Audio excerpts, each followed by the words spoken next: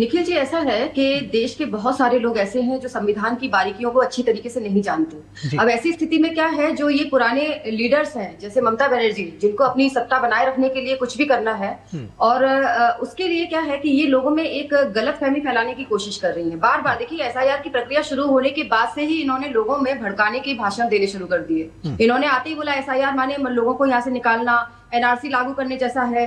तो मेरे कहने का मतलब ये है कि ममता बनर्जी का नैरेटिव सिर्फ एक ही है कि लोगों में जो है एक भ्रम पैदा करो, और भ्रम पैदा करके जो भी संवैधानिक पद्धति से जो चुनाव इतने वर्षों से होता आया है, जो हमारे देश का एक नियमित जो एक प्रक्रिया है, उस पे भी बाधा डालने के साथ साथ लोगों में एक भ्रम पैदा करने की स्थिति में पूरी तरीके से वो तत्पर रहती हैं। इनकी शुरू से आदत है। लेकिन अभी क्या है कि बहुत सारी डिजिटल इतना ज्यादा अग्रेसिव हो चुका है देश में कि लोगों के पास में बहुत सारी जानकारियां पहुंच रही हैं। जो चीजें बहुत ही स्वाभाविक रूप से होती हैं और सरल प्रक्रिया में पूरे देश भर में जिसका लागू किया जाता है, उन्हीं सारी प्रक्रियाओं को पश्चिम बंगाल में इतना कठोर, इतनी घर्षण वाली स्थिति में डाल दिया जाता है कि उसमें अपने आप में ही एक बहुत सारे प्रश्न पैदा हो जाते हैं। एसआईआर का मामला हो, चाहे वक्फ बोर्ड का मामला हो, चाहे कोई भी केंद्र का कानून पारित होने की बात हो, ममता बनर्जी हमेशा उसके विरोध में खड़ी हो जाती हैं। उनका एक ही लक्ष्य होता है कि बंगाल के लोगों में एक ऐसी स्थिति पैदा कर दो ताकि केंद्र सरकार और जो संवैधानिक जो एक नीति से जो सारे कार्य हो रहे हैं, उस पर लोगों में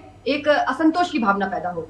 तो ये ममता बनर्जी की आदत है। लेकिन मुझे ऐसा लगता है कि पश्चिम बंगाल में जिस तरीके से परिवर्तन की अभी स्थिति बन चुकी है, ममता बनर्जी इसको अच्छी तरीके से भाप चुकी हैं। एक पुरानी लीडर है, बहुत ही उनके जो उनके अपने अनुभव है, उसको देखते हुए उनको ये अंदाजा हो गया है। वो उन्होंने यहाँ तक भड़काने की भी बात कह दी कि एक कम्युनिटी ऐसी है जो कि जिनको हमने रोक के रखा है। इस तरीके के भड़काऊ भाषण इनके एमपी कह रही हैं कि भाई जो बंगाली वोट नहीं देता है उसे बंगाल में रहने का अधिकार नहीं है। तो मुझे लगता है कि बंगाल के लोगों को ये समझना चाहिए कि ममता बनर्जी के अंदर की जो अंतर्द्वंद है, वो ये बता रहा है कि अब पश्चिम बंगाल में परिवर्तन होके रहेगा। अब ये जो मामला है, चाहे कितने भी चेंजेस हो रहे हो, चाहे लोगों के तबादले हो रहे हो, ये बीजेपी से तो रिलेटेड है नहीं। ये एक संवैधानिक प्रक्रिया है जिसको चुनाव आयोग नियुक्त करता है। चुनाव आयोग उसमें सारी शांतिपूर्वक जितनी भी चुनाव होने की स्थिति है उस पर निर्णय लेता है। लेकिन भाजपा को बीच में संलग्न करके वही भ्रामक पैदा करने की कोशिश, भ्रामक स्थिति पैदा करने की कोशिश करके देश में, राज्य में अराजकता फैलाने की कोशिश में ही ममता बनर्जी तत्पर रहती है। ठीक, माधवी जी, एक पॉइंट मेरा भी है जो